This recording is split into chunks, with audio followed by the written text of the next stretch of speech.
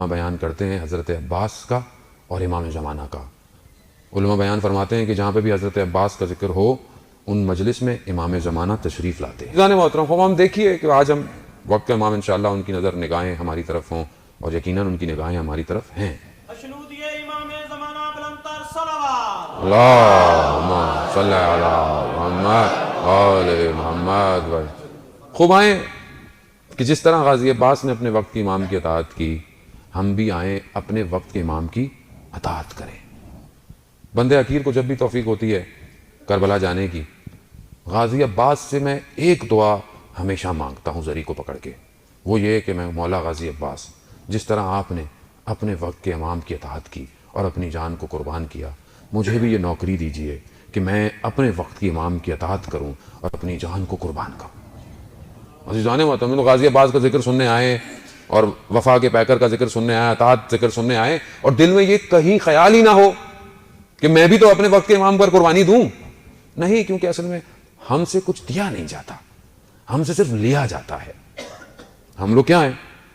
ہم علم کیوں اٹھاتے ہیں؟ منت پوری ہو جائے۔ علم پہ جاتے کیوں ہیں؟ منت پوری ہو جائے۔ کسی دن علم سے آواز آ گئی کہ اپنی جان دو، اس دن کتنے علم اٹھائیں گے ہم؟ عزیزان محترم، میں حقیقت آپ سے بیان کر رہا ہوں، منع نہیں ہے اہل بیت سے مانگنا، وہ تو ہے ہی مانگنے کے لیے، وہ تو کہتے ہیں مانگو ہمارے در سے آؤ، ان کے در نے تو عطا کرنا ہے۔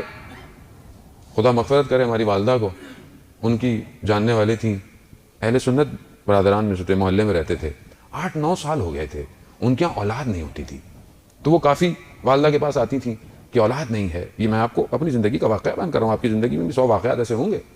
ہماری والدہ بہت زیادہ پڑھی لکھی تو تھی نہیں خاتون، انہوں نے کہا کہ بھائی میں ایک کام کر سکتی ہوں، آپ میرے ساتھ چلیں، امام بارگاہ میں ایک علم لگا ہوا ہے، اور وہاں جا کر بیٹا مانگے، اولاد مانگے۔ عزیزان محترم، خدا نے 1 نہیں 2 نہیں، ان خاتون کو 4 بیٹے دیے۔ غازی عباس ہے، باب الحوائج ہے، حوائج کا دروازہ ہے، یعنی آپ اپنی حاجتوں کو مانگیں، باب الحوائج ہے۔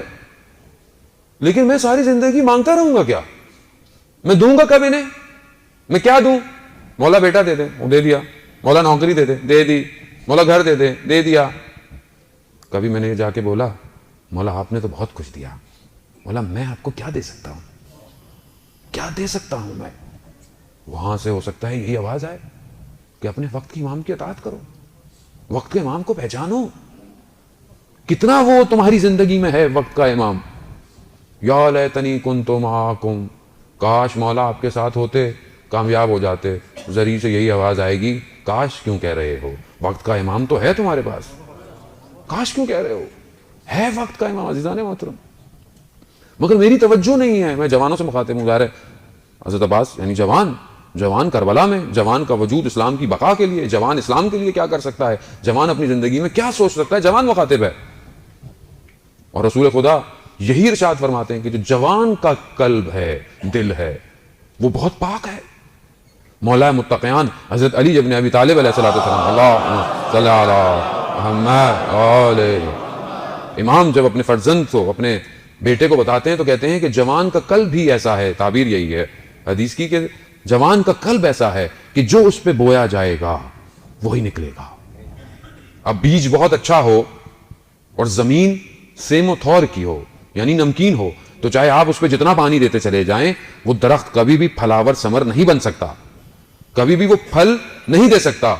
مگر بیج بھی اچھا ہو، زمین بھی اچھی ہو، دھوپ بھی لگتی ہو، پھر دیکھیں پانی بارش بننے سے وہاں پر سبز اور حلالی ہی کھلے گی۔ زمین اچھی ہونی چاہیے۔ خوب ہم نے اپنی زمین کو کتنا اچھا کیا ہوا ہے۔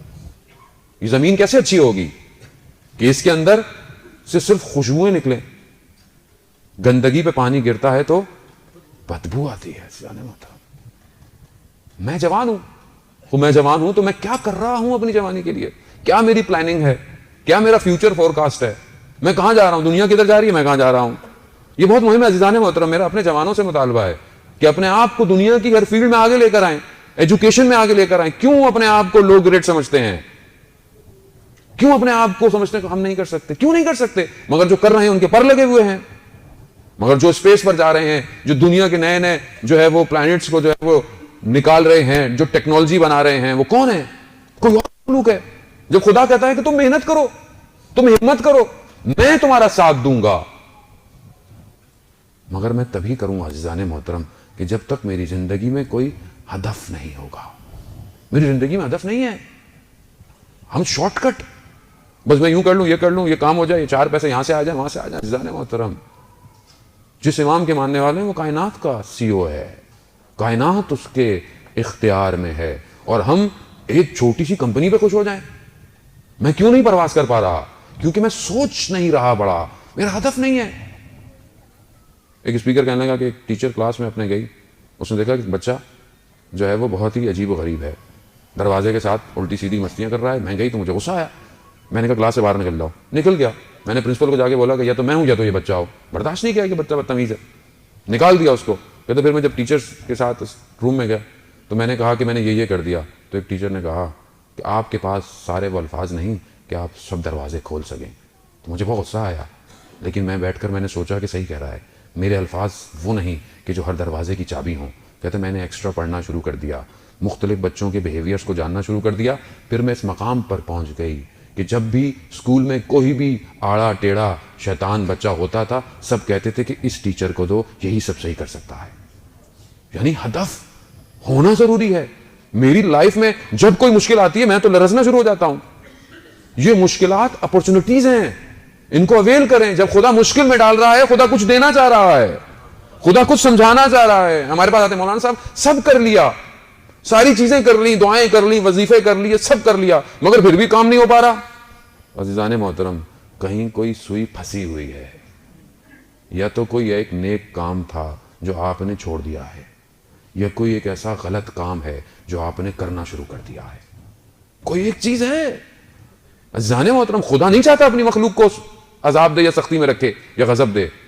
جب ایک بچہ ڈرائنگ بناتا ہے پیپر پہ اور آپ اس کو ذرا سا یوں کر دیں, وہ ناراض ہو جاتا ہے, کہتے ہیں یہ کیا کیا؟ آپ کہتے ہیں 2 لائنیں تو تھی, کیا ہوا, دوبارہ کھینچ لو. وہ کہتے ہیں نہیں, میری کریشن تھی, میری ڈرائنگ تھی, یہ کیا کیا آپ نے؟ جب ایک بچہ ایک کاغذ کی 2 لکیروں کو نابود ہوتے ہوئے نہیں دیکھ سکتا, تو وہ خالق اپنی مخلوق کو کیسے پریشان دیکھ سکتا ہے؟ کیسے دیکھ سکتا ہے؟ عزیزان محترم, وہ بچانا چاہتا ہے کہ تم جو سوچ رہے ہو, جو کر رہے ہو, یہ تمہارے حق میں بہتر نہیں ہے.